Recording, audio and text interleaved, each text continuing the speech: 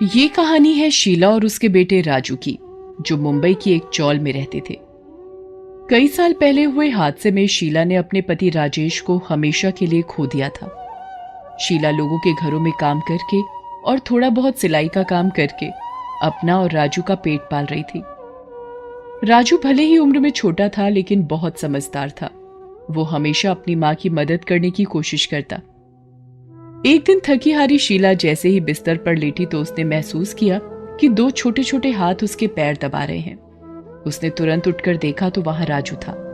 शीला ने उससे कहा, अरे राजू, ना बेटा ना, तू पैर मत दबा बेटा, आ मेरे पास आकर बैठ और मुझसे बातें कर। माँ, बातें तो मैं आपसे पैर दबाते दबाते भी कर सकता हूँ। आप कितना काम करती हो पूरा दिन, कितना थक जाती होगी ना। ये कहकर राजू फिर से शीला के पैर दबाने लगता है। शीला का दिल भर आता है। वो राजू के सिर पर हाथ रखते हुए कहती है, जीता रह मेरे बच्चे, बप्पा से मेरी यही प्रार्थना है कि सबको तेरे जैसा बेटा मिले। मैं जानती हूँ अपने दोस्तों की तरह तेरा भी स्कूल जाने का बहुत मन करता है ना। तू देखना बेटा, तू जल्दी ही स्कूल जाएगा। माँ कोई बात नहीं, मैं सब समझता हूँ। और माँ, मैंने सुना है कि वो जो किशन भैया है ना, राधा काकी के बेटे, वो रोज शाम को चौल के कई बच्चों को पढ़ाते हैं, वो भी बिना कोई फीस लिए। मैं कल से ही जाऊंगा उनके पास पढ़ने के लिए। आप बिल्कुल चिंता मत करो। अरे वाह बेटा, ये तो बहुत ही अच्छी बात है। तू जाना बेटा, रोज जाना वहां और मन लगाकर पढ़ना। शीला और राजू गणपति बप्पा के भक्त थे। जब राजू के पिता जिंदा थे तब पूरा परिवार मिलकर गणेश चतुर्थी पर गणेश भगवान की प्रतिमा को अपने घर में स्थापित करता था और बड़ी श्रद्धा से सभी उनकी पूजा करते थे। लेकिन राजेश की मौत के बाद से 2 वक्त के खाने का इंतजाम ही बड़ी मुश्किल से हो पाता था। ऐसे में राजू का स्कूल भी छूट गया और गणेश चतुर्थी भी शीला और राजू पहले की तरह नहीं मना पाते थे।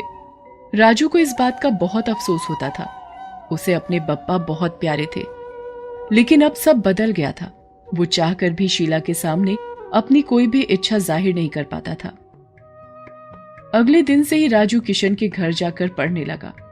किशन एक बहुत ही भला लड़का था। वो एक स्कूल में पढ़ाता था और शाम को अपने घर पर ही गरीब बच्चों को मुफ्त में पढ़ाता था। अगले दिन गणेश चतुर्थी थी और किशन के घर में बप्पा के स्वागत की तैयारियां चल रही थी। ये देखकर राजू को बहुत अच्छा लगा। उसने किशन से कहा, किशन भैया, आपके घर बप्पा आने वाले हैं? हाँ राजू, उन्हीं के स्वागत की तैयारियां चल रही हैं। कल गणेश चतुर्थी है ना, खूब धूमधाम से लाएंगे इस बार बप्पा को। किशन की बात सुनकर राजू उदास हो जाता है। किशन उससे पूछता है, क्या हुआ राजू, तेरा मुंह क्यों उतर गया? सवाल समझ नहीं आ रहा है क्या?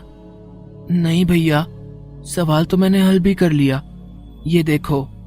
अच्छा, तो फिर क्या बात है, मुझे बता, शायद मैं तेरी कोई मदद कर पाऊं। भैया, जब बाबा हमारे पास थे तब हम भी बप्पा को अपने घर लाते थे, उन्हें खूब सजाते थे। मुझे बहुत अच्छा लगता था। लेकिन जब से बाबा गए तब से बप्पा भी घर नहीं आए। पर ऐसा क्यों? तुम बप्पा को घर क्यों नहीं लाते?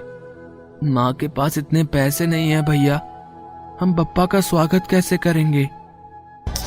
अरे नहीं राजू, तुम गलत सोच रहे हो।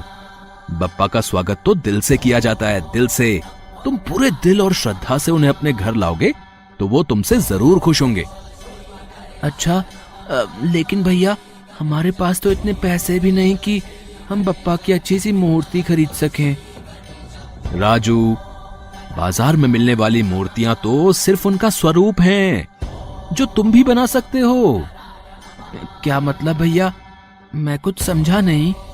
किशन मुस्कुराकर राजू के सिर पर हाथ रखता है और कहता है, राजू, कल गणेश चतुर्थी है और कल बप्पा जरूर तुम्हारे घर आएंगे।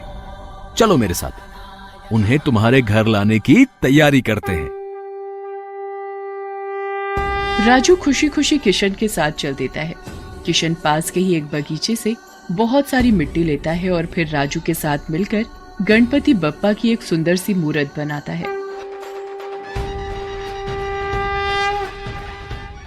मूर्ति को देखते ही राजू बहुत खुश हो जाता है और किशन से कहता है, अरे वाह भैया, बप्पा कितने प्यारे लग रहे हैं।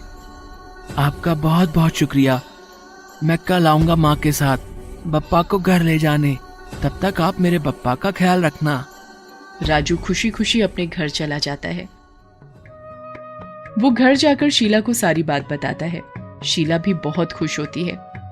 उसके पास जो कुछ भी घर में था वो उसी से बप्पा के स्वागत और उनकी पूजा की तैयारियां करने लगती है। अगले दिन गणेश चतुर्थी थी। हर तरफ धूम थी। राजू तो रात भर सोया ही नहीं। वो सुबह सुबह जाकर सुंदर सुंदर फूल तोड़कर ले आया और अपनी माँ से बोला, माँ देखो, मैं ये सारे फूल पीछे वाले बगीचे से लाया हूँ। मुझे इनकी माला बनाना सिखा दो, बप्पा को पहनाएंगे। लेकिन एक परेशानी है माँ, हम बप्पा को खिलाएंगे क्या? तू फिक्र मत कर बेटा, घर में गुड़ रखा था, उससे मैंने बप्पा के लिए मोदक बनाए हैं। चला जा, मैं तुझे फूलों की माला बनाना सिखाती हूँ। शीला और राजू मिलकर फूलों से सुंदर सी माला बनाते हैं। उस माला को देखकर राजू और भी खुश हो जाता है। इसके बाद वो शीला के साथ किशन के घर जाता है। शीला राजू के हाथों से बनी बप्पा की मूर्ति को देखकर बहुत खुश होती है। उसकी आंखों में खुशी के आंसू भर आते हैं। ये देखकर राजू उससे कहता है, ये क्या माँ, बप्पा हमारे घर आ रहे हैं और आप रो रही हो? नहीं बेटा, ये तो खुशी के आंसू हैं।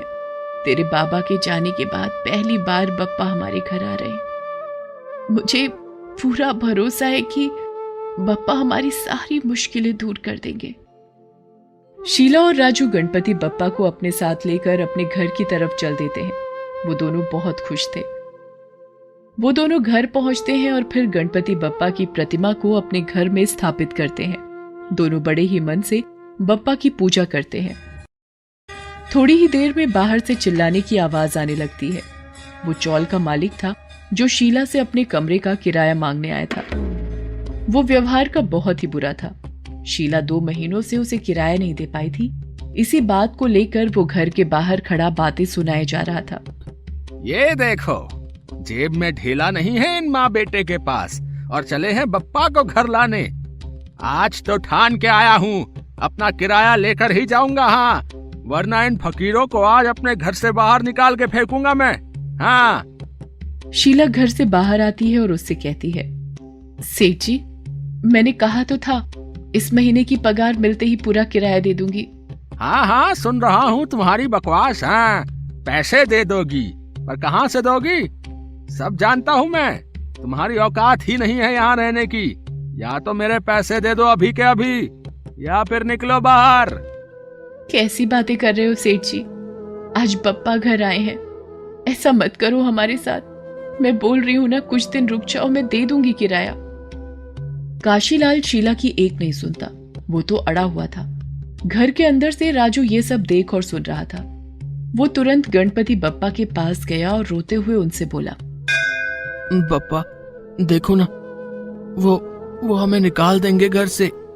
हम कहाँ जाएंगे? कुछ तो करो बप्पा, कुछ तो करो। राजू रोने लगता है। उधर काशीलाल टस से मस नहीं हो रहा था। शीला भी रोने लगती है, लेकिन काशीलाल को उस पर तरस नहीं आता।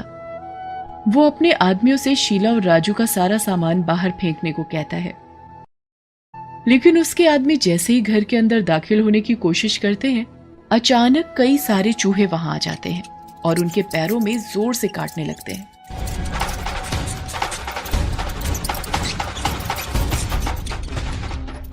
ये देखकर सब हैरान रह जाते हैं। फिर काशीलाल खुद अंदर जाने की कोशिश करता है, लेकिन वो चूहे काशीलाल को भी अंदर नहीं जाने देते। वो चूहों को भगाने की बहुत कोशिश करता है, लेकिन ऐसा कर नहीं पाता। ऐसा लग रहा था जैसे वो सारे चूहे शीला और राजू की मदद के लिए ही वहां आए थे। हर कोई ये नजारा देखकर हैरान था। काशीलाल थोड़ी देर में हार मान लेता है और शीला से कहता है, ठीक है, आज तरस खा रहा हूँ तुम लोगों पर। हाँ, पर कान खोलकर सुन लो तुम, 4 दिनों का वक्त है तुम्हारे पास, 4 दिनों का। मेरा किराया नहीं दिया तो कोई भी नहीं रोक पाएगा मुझे। हाँ, चलो रे। काशीलाल वहां से चला जाता है। शीला को समझ आ गया था कि ये सब बप्पा की लीला है। वो घर के अंदर जाती है। राजू अब भी बप्पा के सामने हाथ जोड़े बैठा था। वो राजू के सिर पर हाथ रखती है और उससे कहती है, अब सब ठीक है बेटा, बप्पा ने सब ठीक कर दिया। राजू अपनी माँ के गले लग जाता है। इतने में एक महिला घर के अंदर आती है। शीला उसे देखकर चौंक जाती है और उससे कहती है, अरे मेम साहब, आप और यहाँ? शीला, तुम्हें ये पैसे देने थे, तुम्हारी तनख्वाह है। वो दरअसल हमें कुछ महीनों के लिए शहर के बाहर जाना पड़ रहा है, तो सोचा जाने से पहले तुम्हें तुम्हारे पैसे भी देते जाऊं। अच्छा, मतलब मेम साहब आप काम? तुम परेशान मत हो शीला, मैं जानती हूँ कि तुम्हारे लिए काम कितना जरूरी है। मैंने तुम्हें बताया था ना कि मेरी एक दोस्त के बारे में जिसका गारमेंट बिजनेस है। मैंने तुम्हारे सिले हुए कपड़े उसे दिखाए, उसे बहुत पसंद आया तुम्हारा काम। वो तुम्हें नौकरी पर रखना चाहती है। ये लो उसका पता, कल ही जाकर मिल लेना, ठीक है? बहुत बहुत शुक्रिया मेम साहब, आपने बहुत बड़ा एहसान किया है मुझ पर। अरे नहीं नहीं, ये तो तुम्हारी मेहनत ही है। चलो अब मैं चलती हूँ, अपना ख्याल रखना। मालिनी के जाते ही शीला और राजू गणपति बप्पा को प्रणाम करते हैं। वो समझ गए थे कि मुसीबत की इस घड़ी में बप्पा ने ही उनकी मदद की है। अब सब ठीक हो गया था। राजू भी बहुत खुश था, उसके बप्पा जो उसके पास थे। ये कहानी है गणेश भक्त सुमेर की। सुमेर अपनी मां के साथ संबलपुर गांव में रहता था। उसके पिता का कई साल पहले लंबी बीमारी के चलते देहांत हो गया था। संबलपुर गांव शहर से काफी दूर बसा हुआ था। गांव के ज्यादातर लोग बांस की टोकरियां और चटाइयां बनाने का काम करते थे। सुमेर की मां भी बांस की टोकरियां बनाती थी और सुमेर भी इस काम में अपनी मां की मदद करता था। सुमेर जंगल से बांस की लकड़ी काटकर लाता और उसकी मां उनसे टोकरियां बनाती थी। गांव में बहुत कम लोगों के पास ही खेती की जमीन थी, क्योंकि ज्यादातर जमीन पर सेठ साहूकारों का कब्जा था। इन्हीं सेठ साहूकारों की शह पर गांव का एक बनिया गांव के भोले भाले लोगों को लूटता था। वो मिलावट करके सामान बेचता था और मोटी कमाई करता था। सुमेर और उसकी मां दोनों ही भगवान गणेश के परम भक्त थे। सुमेर बिना गणपति भगवान की पूजा किए घर से नहीं निकलता था। एक दिन सुमेर माँ से बोला, माँ, इन टोकरियों से हमारा गुजारा नहीं हो पाता, क्यों ना हम किसी के खेतों पर जाकर काम करें? सुमेर, खेत मजदूरी भी तो ज्यादा नहीं मिलती, फिर हम खेत मालिक के नौकर ही तो कहलाएंगे। अभी तो मैं अपने आप से काम करती हूँ। माँ, पर हम कितनी गरीबी में दिन गुजार रहे हैं। आप कहो तो मैं शहर जाकर कोई कामकाज ढूंढूं? बेटा, अगर तू भी चला जाएगा तो मैं किसका मुंह देखकर जीऊंगी रे। सुमेर को माँ ने गले से लगा लिया। दोनों बड़ी देर तक मन ही मन एक दूसरे की चिंता में दुखी होते रहे। अगले दिन सुबह सुबह ही सुमेर जंगल से बांस की लकड़ियां लेने चला गया। माँ ने उसके लिए 2 नमक की सूखी रोटियां बना दी। सुमेर रोटी और पानी की बोतल को एक डंडे में बांधकर जंगल की ओर चल पड़ा।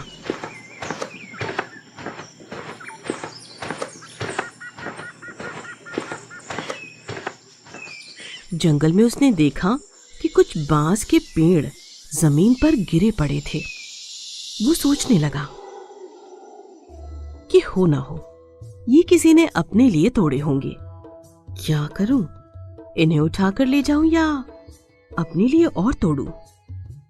अभी सुमेर सोच ही रहा था कि तभी उसे किसी ने आवाज दी, सुमेर, सुमेर। सुमेर चारों तरफ देखने लगा, उसे कहीं कोई दिखाई नहीं दिया। तभी आवाज दोबारा आई, सुमेर, मैं गणपति, देखो इधर। सुमेर देखता है कि गणेश जी की मूर्ति उन बांस के पेड़ के नीचे दबी हुई थी। आवाज शायद उसी में से आ रही थी। ऐसा सोचकर सुमेर उस मूर्ति को पेड़ के नीचे से निकाल देता है। धन्यवाद सुमेर। भगवान जी आप? हाँ सुमेर, मेरी ये मूर्ति इन पेड़ों के नीचे दब गई थी। मैंने यहां से गुजरने वाले हर व्यक्ति से कहा कि इसे निकाल दो, पर किसी ने मेरी कोई बात नहीं सुनी। पर भगवान जी आप खुद अपने को क्यों नहीं निकाल पाए? हाँ, तुमने सही कहा, पर मैं स्वयं ही सब करूंगा तो इंसानों की जरूरत ही क्यों होगी? इंसान तो बस भगवान का और भगवान द्वारा बनाई वस्तुओं का अपमान ही करता है। हाँ, ये बात तो है। लोग सारे साल मेरी मूर्ति की पूजा करते हैं, फिर मुझे नदी नाले या कूड़े में डाल देते हैं। मैं अपनी इस अवज्ञा से चिंतित हूं, परंतु मैंने जैसे ही तुम्हें पुकारा, तुमने मेरी पुकार को सुनकर मुझे ढूंढने के लिए अपनी दृष्टि दौड़ाई। मैं यही सोच रहा था कि शायद ये बांस किसी ने अपने लिए काटे हैं, इसलिए मैं देख रहा था। सुमेर, मैंने तुम्हारी परीक्षा ली थी। तुम बहुत साफ दिल के हो। ये बांस तुम्हारे लिए ही है। इन बांसों से तुम चीजें बनाकर बेचना, तुम्हारी गरीबी दूर हो जाएगी। भगवान जी, आपका बहुत बहुत धन्यवाद। गणेश जी ने उसे खूब सारा आशीर्वाद दिया और सुमेर सारे बांसों को उठाकर घर ले आया। वो उस मूर्ति को भी अपने साथ घर ले आया था।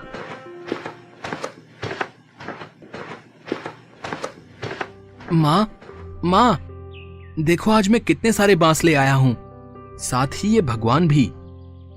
अरे, तूने तो कमाल कर दिया, इतने सारे बांस। माँ, ये कमाल तो इन गणपति जी का है।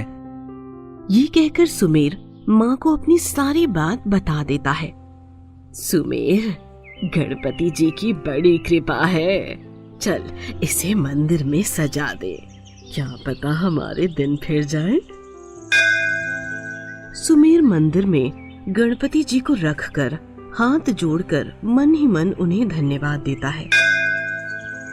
माँ शाम के वक्त बांसों की टोकरी बनाती है। रात में दोनों रूखा सूखा खा पीकर सो जाते हैं।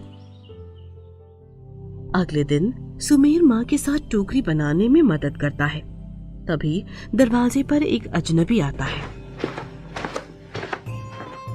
कोई है? क्या आप लोग बांस की टोकरियां बनाते हैं? जी हाँ, हम टोकरियां बनाते हैं। मैं शहर में हलवाई का काम करता हूँ। मुझे शादी ब्याह में काफी टोकरियों की जरूरत पड़ती है। हाँ, ये टोकरियां देखिए, आपको अच्छी लगेंगी। ठीक है बहन, आपको मैं एक टोकरी के 100 रुपए दूंगा। मेरे लिए आप 10 टोकरियां बना दीजिए। कुछ पैसे अभी दे रहा हूँ, बाकी काम पूरा होने पर। सुमेर और उसकी माँ का खुशी के मारे ठिकाना न रहा। वे उस अजनबी को 3 टोकरियां दे देते हैं। बाकी की टोकरियां 4 दिन के बाद देने की बात कहते हैं। बहन, 4 दिन के बाद फिर आऊंगा। सुमेर और उसकी माँ गणपति जी के आगे वे रुपए रखकर उनका ढेर सारा धन्यवाद करते हैं। अब उनके दिन फिर गए थे। दोनों खूब मेहनत करने लगे। उनकी टोकरियां दूर दूर से लोग आकर ले जाते। सुमेर की तरक्की को देखकर गांव वाले परेशान होने लगे थे। एक दिन वो बनिया उनके घर आकर बोला, सुमेर की माँ, क्या जादू मंतर फेरा है? तुम्हारी टोकरियां तो बड़ी बिक रही हैं। हाँ भाई, ये सब गणपति जी की कृपा ही है। बस हम तो मेहनत ही करते हैं। फिर हमारा क्या होगा? हमें फायदा कब होगा? सेठ जी, आपका फायदा? देख भाई सुमेर, इस गांव का हर बंदा मुझे जानता है। मैं तो व्यापारी दिमाग का हूँ। तुम मुझे अपनी कमाई का कुछ दोगे, तभी मैं अपनी दुकान से तुम्हें खरीदारी करने दूंगा। ओह, तो ये बात है। सेठ जी, आपकी दुकान से तो हमारा राशन पानी आना तो कब से बंद है। साल भर पहले आपने पुराने हिसाब के कारण हमें अनाज देना बंद कर दिया था। अरे सुमेर, वो तो मैंने भाई, ऐसा है कि मैं आपसे विनती करती हूँ कि आप हम लोगों को माफी करें। हम आपको कुछ भी नहीं दे सकेंगे। रहा अनाज का, तो वो भगवान की कृपा से सुमेर शहर जाकर ले आता है। बनिया भौचक्का होकर उन दोनों को देखता रह जाता है। फिर अपना सा मुंह लेकर घर से बाहर चला जाता है। सुमेर बनिए के बाहर जाते ही दरवाजा बंद कर लेता है। सुमेर और उसकी माँ गणपति जी की कृपा से अब बांसों से और भी कई वस्तुएं बनाने लगे थे। उनके साथ अब पूरा गांव जुड़ चुका था। सब मिलजुल कर सामान बनाते और शहर जाकर बेचा करते थे। उनके दिन भी अब बदलने लगे थे। गांव वाले खुशहाल होने लगे थे। उधर बनिए की दुकान पर अब सन्नाटा छाने लगा था। वो हाथ पर हाथ धरकर पुराने दिनों को याद कर रोता रहता था। झड़ौदा गांव शहर से दूर एक सुंदर गांव था। सभी वहां खेती बाड़ी का काम करते थे। खाली समय में छोटे छोटे उद्योगों के द्वारा गांव वाले अपना गुजारा चलाते थे। उसी गांव में हरिया अपने परिवार के साथ हंसी खुशी दिन बिता रहा था। उसके घर में बूढ़ी माँ और उसकी पत्नी सरिता रहती थी। साथ ही उनके दो प्यारे छोटे बच्चे रीना और सोनू भी रहते थे। सोनू माँ के साथ मंदिर जाया करता था। उसे गणेश जी की मूर्ति से बहुत लगाव था। वो घंटों उनकी मूर्ति को निहारा करता था, उनसे बातें किया करता। सोनू को लगता था कि गणेश जी उसकी बातों को सुना करते हैं, इसलिए वे मुस्कुराते रहते हैं। एक दिन रीना ने सोनू से कहा, सोनू, तुम गणेश जी से क्या कह रहे थे? मैंने देखा था कि तुम उनसे मेरी शिकायत कर रहे थे, है ना? नहीं दीदी, मैं भला क्यों तुम्हारी शिकायत करूंगा। मैं तो बस उनको बता रहा था कि मेरी दीदी मुझे बहुत प्यार करती है। रीना सोनू की बात सुनकर हंसने लगी। रात में सोनू के सपने में गणेश जी आते हैं। सोनू, ओ सोनू, उठो, लो मैं आ गया। अरे आप गणेश जी, नमस्कार। नमस्कार। सोनू कहो, तुमने मुझे अपने घर बुलाया था ना? सो मैं आ गया। हाँ गणेश जी, आइए, मैं आपको अपने घर की सैर कराता हूँ। सोनू, सबको सोने दो, वरना मुझे देखकर सब डर जाएंगे। हाँ गणेश जी, जानते हैं दीदी को लगता है कि मैं आपसे उनकी शिकायत करता हूँ। तुम बस अब बातें ही करते रहोगे या मुझे कुछ खिलाओगे भी? ओह, माफ करना, मैं भूल गया। ठहरिए, मैं रसोई में जाकर देखता हूँ। सोनू रसोई में चारों ओर देखता है। उसे कुछ खाने की चीज समझ नहीं आती। वो एक कटोरी में गुड़ और एक पानी का गिलास लाकर गणेश जी के सामने रख देता है। गणेश जी, आज तो रसोई में कुछ नहीं था, बस ये गुड़ रखा था, ये ले आया। कल से आपके लिए रोटी और सब्जी बचा कर रखूंगा, वो तो आप खा लेते हो ना? सोनू, तो अब क्या मैं कल भी आऊं? हाँ और क्या, मैं भी तो आपसे हर रोज मिलने आता हूँ। गणेश जी और सोनू बड़ी देर तक बातें करते रहते हैं। सुबह होने से पहले गणेश जी अंतर्ध्यान हो जाते हैं। सोनू की आंख खुल जाती है। वो घबराकर इधर उधर देखता है। माँ, माँ, वो कहाँ गए? कौन? माँ, गणेश जी अभी अभी यहीं मेरे पास बैठे थे। माँ, ये तो बावला हो गया है। गणेश जी इसकी खाट पर बैठे थे। ओह चल उठ, हाथ मुंह धो ले, सपना देखा होगा। सोनू हाथ मुंह धोने चला जाता है। सरिता झाड़ू लगाने लगती है। तभी उसकी नजर खाट पर रखी कटोरी पर जाती है। अरे सोनू, इस कटोरी में क्या खाया था? ये बिस्तर पर क्यों रखी है? माँ देखना, अभी कहेगा कि गणेश जी के लिए लाया था। हाँ माँ, मैंने उन्हें गुड़ लाकर दिया था। गुड़? वो कहाँ से लाया? माँ, रसोई से लाया था। पानी का गिलास भी होगा, देखो वो रहा। सरिता हैरानी से सोनू को देखने लगी। वो उसे कुछ नहीं बोली, बस अपने कामकाज में लग गई। रीना सोनू की टांग खींचती रही। उसे तो मजा आ रहा था। सोनू बिना कुछ बोले माँ के साथ मंदिर चल दिया। माँ, इसका ध्यान रखना, कहीं गणेश जी के साथ फिर बातें न करने लगे। सोनू मंदिर पहुंचकर गणेश जी के आगे जाकर खड़ा हो गया। उसने उन्हें रीना की बात बताई। इधर सरिता गांव की अन्य औरतों के साथ केले के पेड़ के नीचे बैठकर विष्णु भगवान की कहानी सुन रही थी। तभी सोनू उसके पास आकर बोला, माँ चलो ना, घर चलो। अभी रुक जा, कहानी पूरी होने दे। सोनू बेमन से मंदिर की सीढ़ियों पर बैठकर मां का इंतजार करने लगा। तभी उसकी नजर छोटी सी गिलहरी पर पड़ी। वो उसे बीमार सी लगी। सोनू ने उसे गोद में उठाकर प्यार से सहलाते हुए पूछा, क्या हुआ तुम्हें? इतनी घबरा क्यों रही हो? ठहरो, मैं तुम्हें पानी पिलाता हूँ।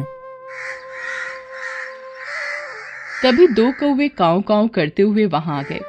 सोनू ने गिलहरी को पानी पिलाकर गोद में उठाए रखा। कौवे थोड़ी देर वहीं शोर करते रहे।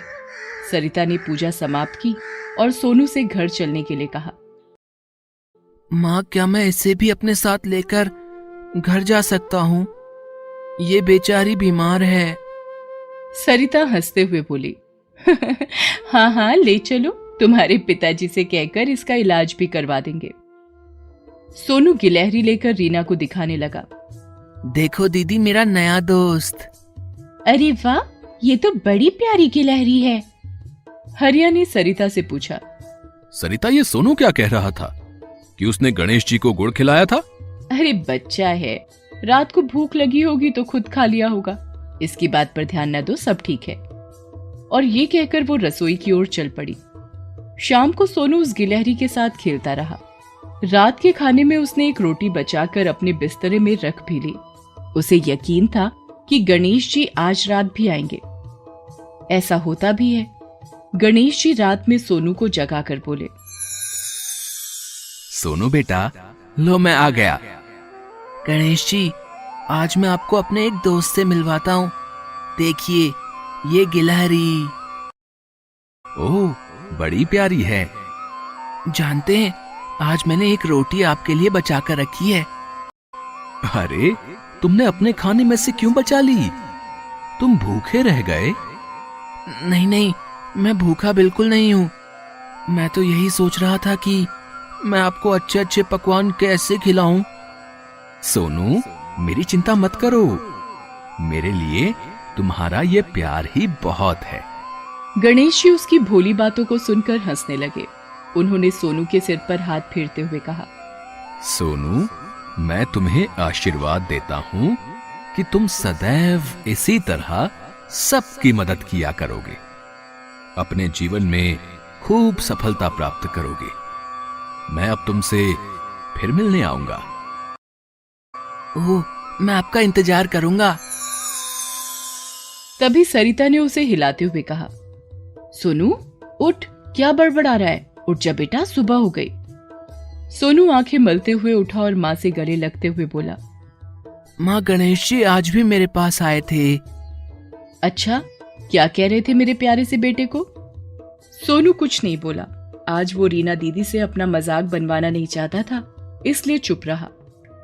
रात होने पर रीना और सोनू अपने स्कूल बैग खोलकर किताबें कॉपियां ठीक करने लगे। सोनू आज सुबह से ही चुप था। क्या हुआ सोनू, आज तो तूने मुझसे बात नहीं की, मेरे से नाराज है क्या? नहीं दीदी, मैं आपसे क्यों नाराज होऊंगा। सोनू गिलहरी के साथ खेलते खेलते सो गया। कुछ दिनों के बाद हरिया की बूढ़ी माँ की तबीयत खराब हो गई। घर में एक पैसा नहीं था कि उनका इलाज कराया जा सके।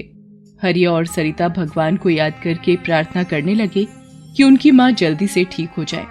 तभी दरवाजे पर वैद्य जी आए। हरिया, तुम्हारी माताजी कैसी हैं? अरे आपको किसने बताया? सोनू आया था मेरे पास, कह रहा था दादी की तबीयत खराब है। अच्छा चलो मुझे दिखाओ, कहाँ है माताजी? बूढ़ी माँ को देखकर वैद्य जी ने कुछ दवाइयां हरिया को देते हुए उसे खाने का तरीका समझाने लगे। सविता रसोई में खड़ी खड़ी सोचने लगी कि क्या करे। तभी उसका हाथ गुड़ के डिब्बे पर गया। उसने सोचा कि वो एक प्लेट में गुड़ रखकर वैद्य जी के सामने रखाएगी। उसने डिब्बा जैसे ही खोला, उसकी आंखें फटी की फटी रह गईं। वो डिब्बा रुपयों से भरा हुआ था। थोड़ी देर बाद हरिया रसोई में आकर सरिता से बोला, सरिता, जरा वैद्य जी के चाय नाश्ते का प्रबंध कर दो। अजी देखो, ये डिब्बा नोटों से भरा हुआ। अरे ये कहां से आए? हरिया और सरिता की समझ में नहीं आ रहा था कि वे इन रुपयों को देखकर खुश होएं या रोएं। तभी वैद्य जी की आवाज आई, हरिया, अच्छा भाई चलता हूँ। वैद्य जी को हरिया ने उनकी फीस देने की बहुत कोशिश की, लेकिन उन्होंने एक पैसा भी नहीं लिया। सरिता ने सोनू को बुलाकर पूछा, सोनू सुन, उस दिन तू कह रहा था कि तूने गणेश जी को गुड़ खिलाया था। हाँ माँ, क्यों, क्या हुआ? सरिता ने वो डिब्बा उसके सामने दिखाया। देख, इस डिब्बे में तो इतने सारे रुपए हैं। अच्छा माँ, ये जरूर गणेश जी ने किया होगा। जानती हो, उन्होंने मुझे बहुत सारा आशीर्वाद भी दिया था।